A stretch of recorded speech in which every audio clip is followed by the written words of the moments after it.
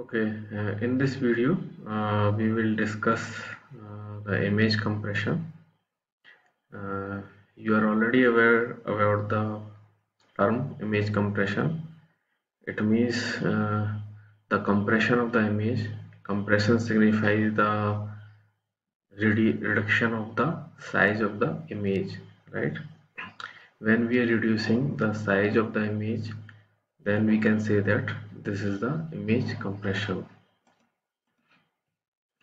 If we talk about why there is a need to compress the image, so generally two things comes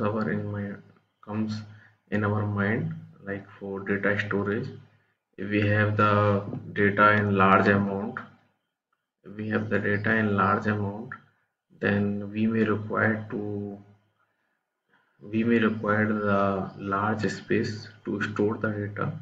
So sometimes we can compress the image if we have the high amount of images, or the images which are large storage size, which are of large storage size, then we can use the image compression technique to reduce the size of the image for the storage.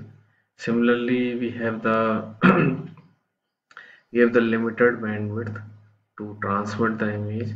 So for transmitting an image over the internet or over any communication medium, we may require to reduce the size of the image so that at the low bandwidth we can send the image, right? So generally these two things comes in our mind for the compression of the image. These are the prominent needs for the compression of the image.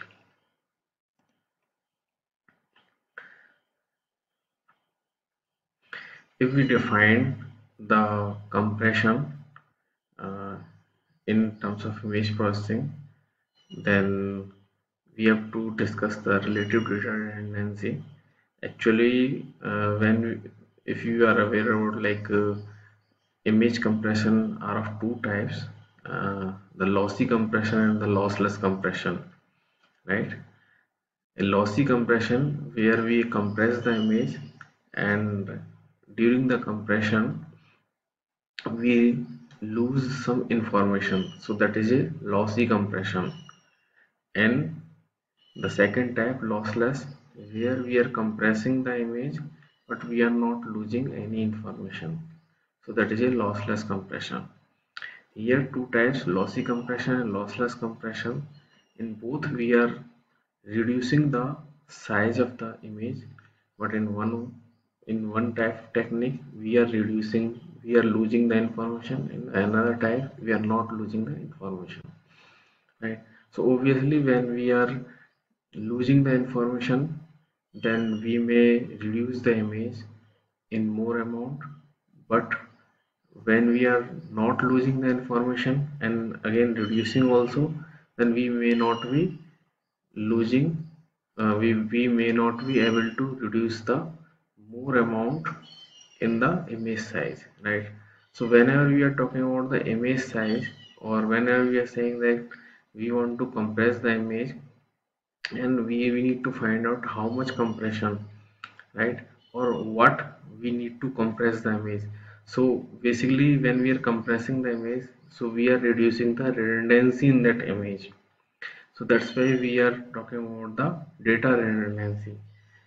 Actually when we compress the image, we are avoiding or eliminating the redundancy in that particular image, right? In the complete image we will find that some information that is not required or that is redundant, so we may lose that information.